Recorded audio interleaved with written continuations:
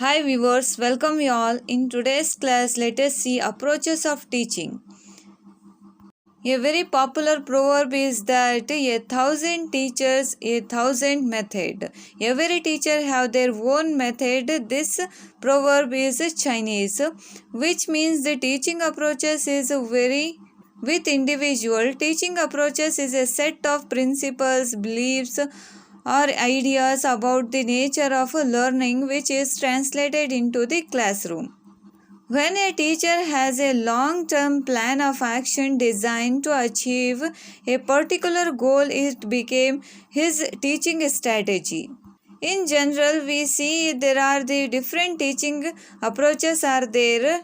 Those are the teacher-centered approach, learner-centered approach, subject matter-centered approach, teacher-dominated approach, interactive approach, constructivist approach, banking approach, integrated approach, disciplinal approach, collaborative approach, individualistic approach, direct teaching approach, indirect teaching approach.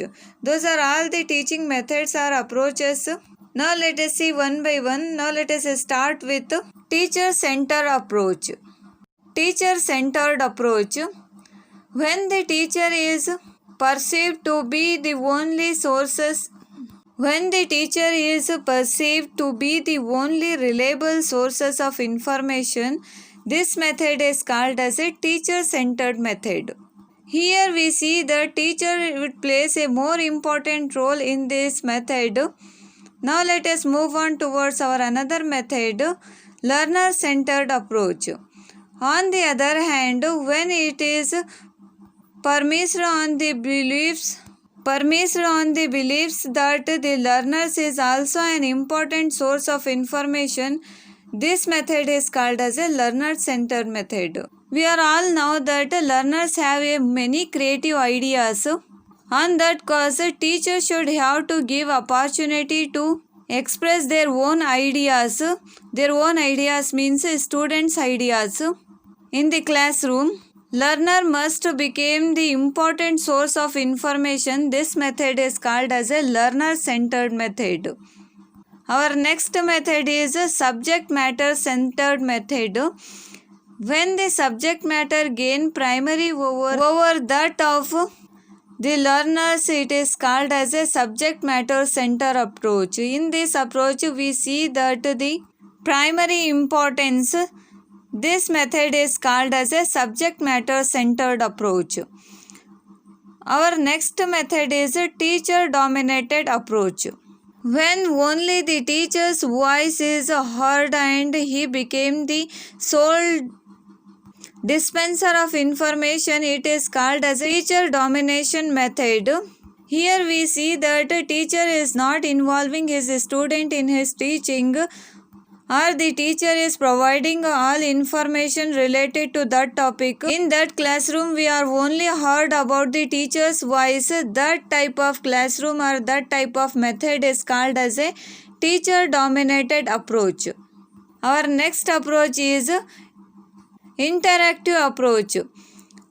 When a student are given the opportunity to interact with teacher and other student, it is called as an interactive approach.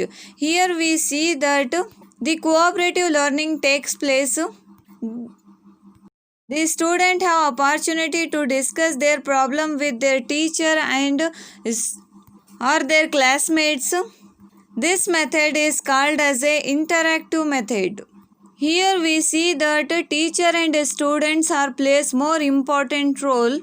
Our next method is a constructivist method. In this method we see that when the student are given the opportunity to construct knowledge and meaning out for what they are taught by the connecting them to prior experience, this method is called as a constructivist approach. Here we see that the student has opportunity to construct or making the new knowledge and meaning out for what they are taught in the connected them.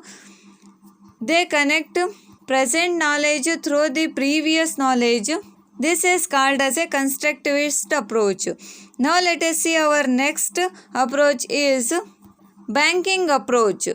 When the teacher deposits knowledge into the empty mind of a student, this is called as a banking approach. When the teacher provides a new knowledge about something, this is called as a banking approach. Our next approach is integrated approach.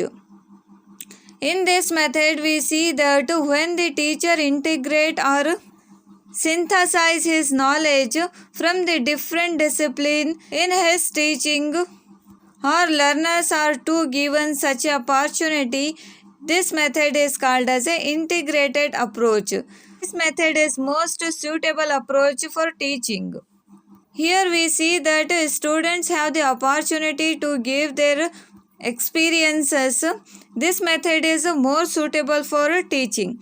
Now let us move on toward another approach, that is disciplinal approach. Here we see that when the teacher limits himself to discuss lesson within the boundary of his subject, this is called as a disciplinal approach.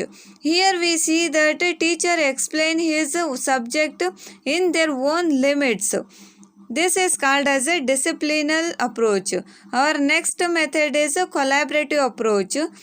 Here we see that when group work, teamwork, partnership and group discussion are welcome in the teaching, this method is called as a collaborative method. In this type of method, the two or more pupils are participated in the activities, that is called as a collaborative approach. Our next approach is individualistic approach.